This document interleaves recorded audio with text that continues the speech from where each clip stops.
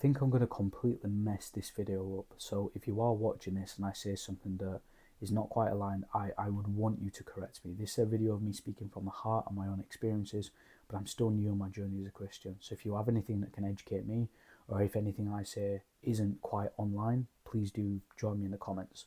But what I'm going to do in this video is I'm going to teach you about how God has spoke to me. Teach is the wrong word, but I'm going to share with you my experiences with how God has spoke to me in my life and my journey so far. And the reason why I want to do this is because when I was just becoming a Christian and when I sort of like had these conversations, religion has always been around me, right? I went to a Catholic primary school and Church of England secondary school, right? So I'd always been to, we had mass in school, we had RE, I was always learning about the Bible, it was always around me. And my interpretation of God was that it's transformed, right? And it's changed. But we have the common one of like just a guy in the sky, you know, like a cool dad or whatever. And then it's more of like a voice, and then it's more of like a person. Sometimes it's something inside of you.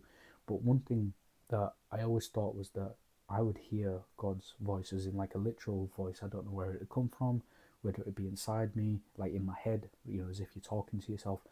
And what I've come to understand, this is just to this day, right? This is just at this moment right now.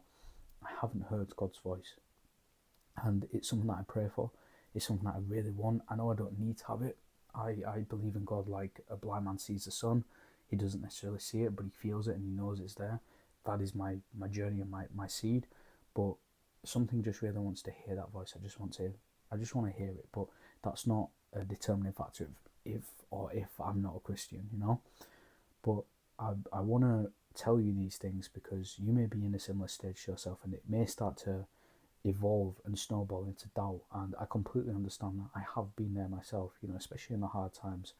But if I can share with you the ways in which God I know has spoken to me, it will then open your eyes to understand that He's always there. If ever you feel distant from God, it's not God that's moved, it's you, because He is everywhere.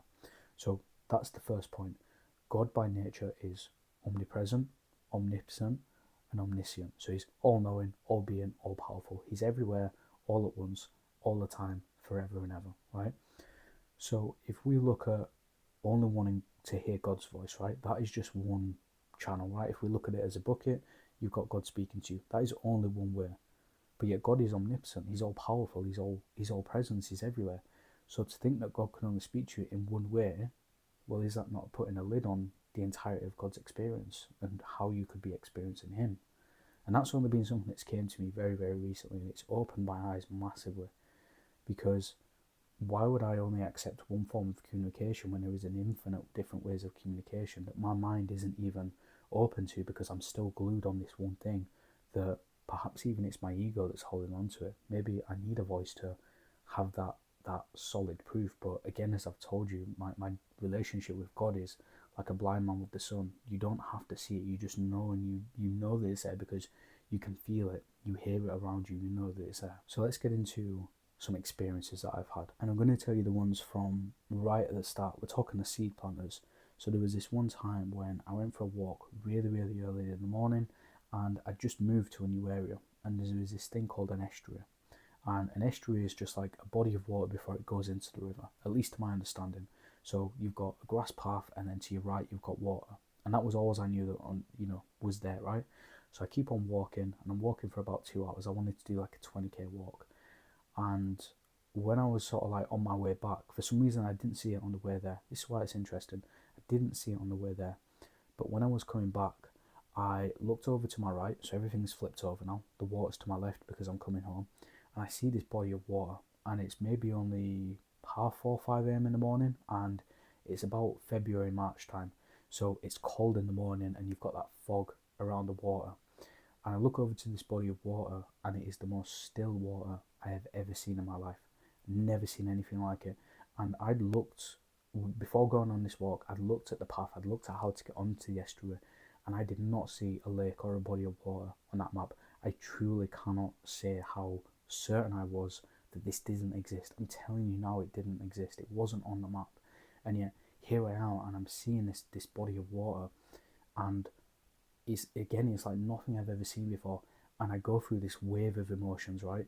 So first and foremost, I'm terrified of this thing, because how could something be there that I was absolutely certain did not exist. And then I started to be sort of like mesmerised by it. I sort of like taken aback by it. I realised, once I'd sort of gone through these emotions, I realised that I'm in the presence of something much bigger than I am. I'm not saying it was like an alien, and I'm not saying it was like an entity or anything like that. It's just when I saw this and I saw the mist coming off of it, and I saw the water being so, it still isn't a word. Imagine like still but times 10. When I saw that, I was like, right, this is not something that I've imagined before. It's bigger than I am. And that was the presence of the Holy Spirit at that time. So that was me, because before being a Christian, I'd walked around thinking I was the man. I was on top of the world, and there wasn't really much things better than me, or at least my ego and what I was striving towards were those things. And yet I saw this thing, and maybe perhaps we can add humbleness to that, because it ultimately humbled me. This thing was bigger than I could even imagine. It was bigger than me, that's for certain. And when I sort of realised that, it started to open my eyes to how I can start to receive the Word of God and start to understand these things. That was the first instance. What can I tell you another one? I'm going to put this one on the screen as well. This one is much more further along the timeline now, so I'm rooted Christian, man of God now, going every Sunday, praying, just loving life, right? And before I get to the office, I always pull up. I like to be early, just because I like buffer time in between stuff. I like to have time to myself, and I always park on the top floor because I like the view. It's cool. I like it. And where I was sat, I had this nice view of the sky, and I was going through like a somewhat of a turbulent time because I'd sort of started a new venture in business. I was in a new niche, and it was just something completely new. And I had a lot of doubt. I had imposter syndrome. I was worrying what's going to be next. I was worrying if it was going to work. And I see this message in the clouds. I see a message in the clouds, and sure, it could just be cloud formation somewhere else, but I saw a genuine message. I saw this big cloud, and I'll put it up on the screen so you can see, and it was like a person looking over me. And then I saw a smaller cloud, and that cloud was looking up. And then after that, I see like this wave of clouds, right? And how I interpreted that, and also on that bigger cloud there was like a mist coming out of it. And how I interpreted that was almost God breathing life onto me, and essentially receiving a blessing. But these little humps, and there was a little dip just before me and God as well.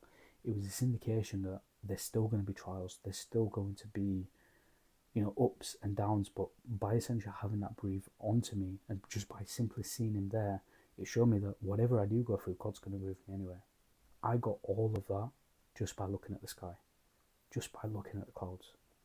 So I was able to get a life-changing message because I got rid of this idea of it has to be one way or no way. I'm talking to Him through the clouds. Do you understand how magical that is? Imagine what you could be going through. Imagine there's still stuff that I've probably got blockages on that I'm still not seeing. So if I've seen stuff in the clouds and I've seen stuff in water, imagine what else there is out there for me. Imagine what else there is out there for you as well. I'll tell you another one. What else do I have? These are more like intraday ones, right? And these come in waves. And what I'll find is that when I'm driving, in fact, I'll tell you a very specific one. So I was going for a walk this morning, a recent morning. It was a while back now, and it was quite cold. It was about 5 a.m. in the morning. I'm a morning person, if you can't tell already.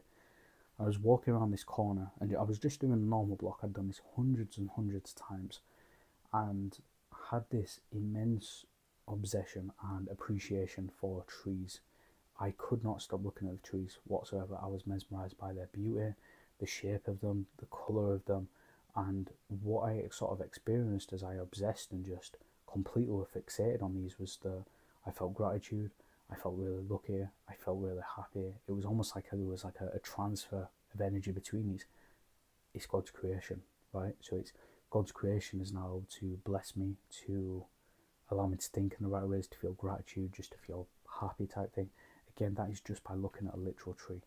So sure, you can look at this in the most literal form possible, or if you can again get out of your head of thinking it has to be a voice, it has to be a guy in a cloak, it has to be a guy with a beard. It's not. It's everywhere, happening all the time, everywhere, for forever and ever, right? So I've told you a couple of instances there. These are just few of many. I'll try to think of one more that I have. I'll tell you one more, and this one's a big one. I've already told this story before. So this was my first time at church. I'm due to be speaking about this in front of a lot of people soon, so pray for me on this. I'd always struggled with being present because of what had happened. I created this mentality where anything that I didn't want, I would just outwork it. If somebody had left me, I'd outwork it to the pain of them leaving just didn't even bother anymore. It was that far in the back of my mind that it just didn't exist because I was too busy working. That brought me a lot of good opportunities in life. That's got me to a high standard in a lot of things, but it rotted my mind. It completely broke it to the point where I couldn't be present, couldn't enjoy anything, ruined birthdays, Christmases, all this stuff. Just completely eroded it.